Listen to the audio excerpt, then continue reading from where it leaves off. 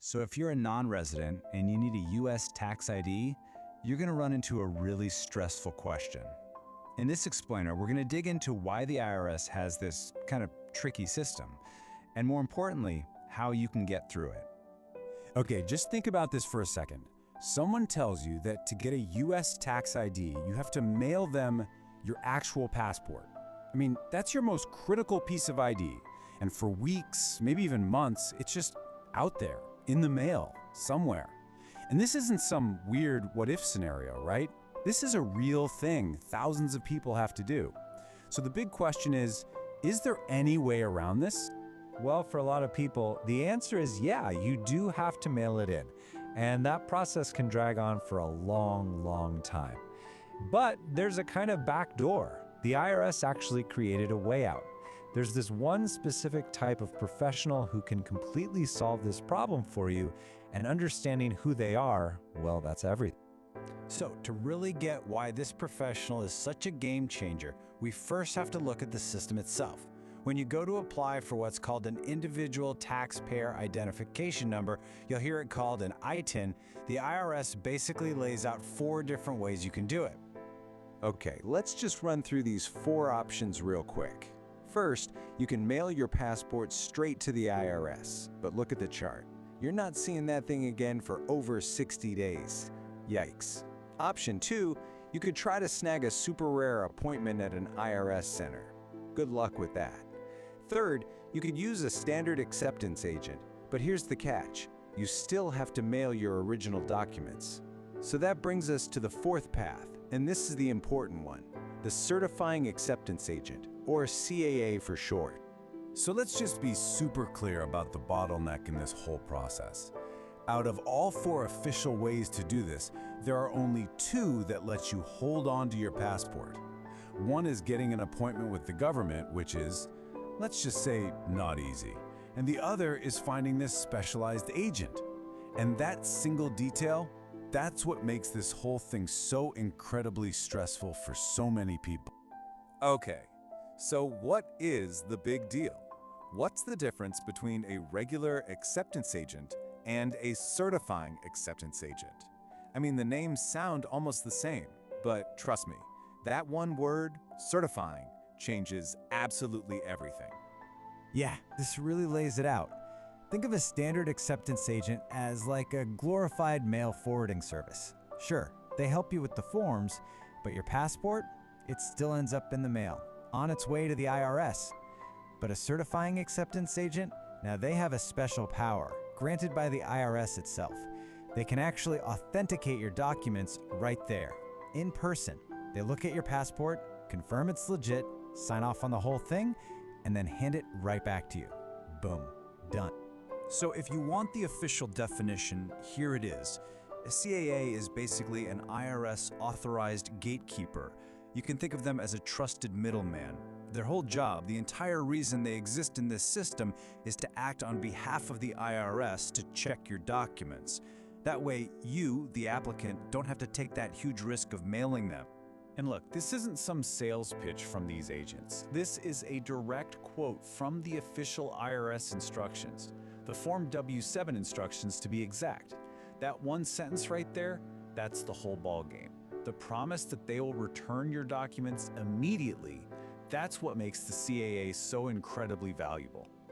But here's where it gets even more interesting.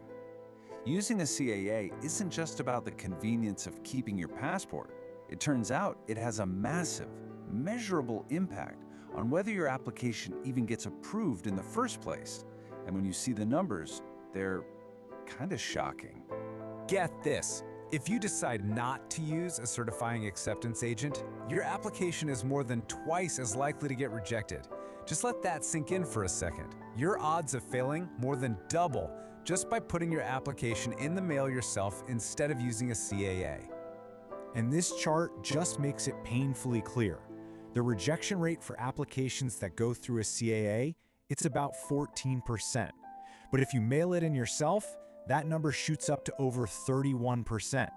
So you're literally going from about a 1 in 7 chance of getting rejected to a nearly 1 in 3 chance. That is a huge difference. So why? Why is there such a massive gap? It's actually pretty simple when you think about it. The CAA acts like an expert quality control check. They've seen it all. They know the common mistakes, they know exactly what the IRS is looking for, and they know how to package everything perfectly. They catch all those little errors before anything gets sent, stopping those simple mistakes that would get your application instantly tossed out by the IRS. Okay, so at this point, it sounds like a no-brainer, right? Just use a CAA.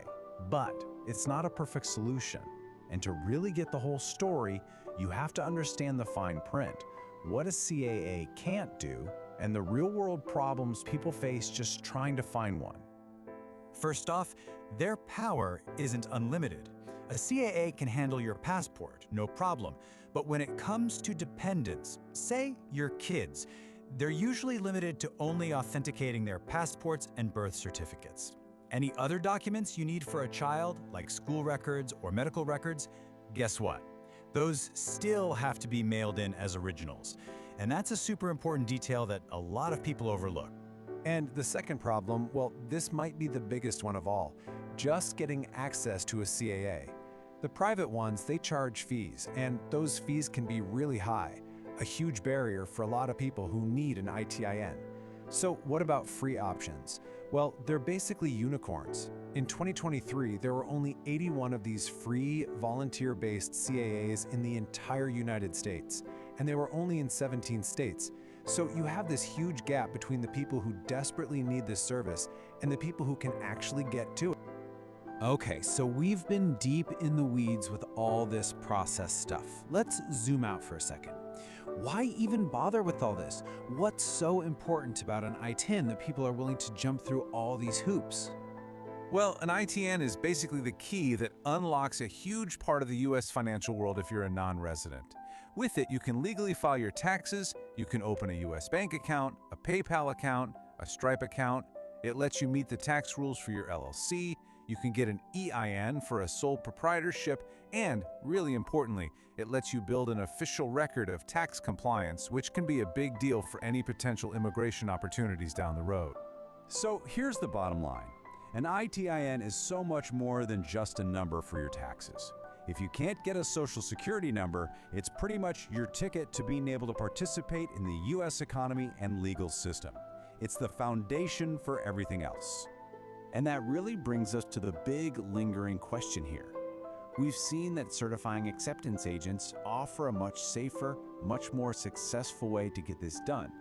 But when you look at how much they can cost and how hard it is to find a free one, you have to ask, is this critical bridge into the U.S. financial system slowly becoming a service that's only available to people who can pay for it?